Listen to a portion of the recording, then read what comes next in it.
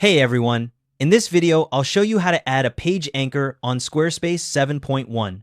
I'll be showing you the built-in method, which is the current standard. First, click the Edit button at the top left of the page where you want to add the anchor link.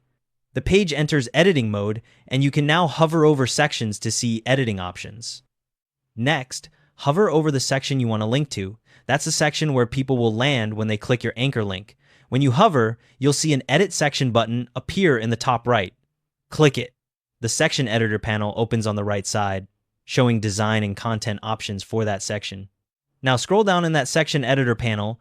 At the bottom of the Design tab, you'll find the Anchor Link field. This is where you create your anchor slug. Type a short descriptive name in that field, something like pricing or contact form. Keep it simple and relevant. You'll notice the field has a hashtag that can't be deleted, and if you type spaces, Squarespace automatically changes them to dashes. Once you've typed your anchor slug, look for the copy link icon right next to the field. Click it. This copies the full anchor link URL to your clipboard. The copied URL uses your primary domain and includes the hashtag and slug you just created. Now you need to create the clickable element that people will actually click on. Add a text block or button somewhere else on your page, wherever you want the link to live. Type the text you want to use, then highlight it. You'll see the text block toolbar appear. Click the link icon in that toolbar. A link dialog box opens with a URL field. Under URL, paste the anchor link you copied earlier. The full URL appears in the field, formatted with your domain, page, name, hashtag, and the anchor slug. Press Enter to confirm the link.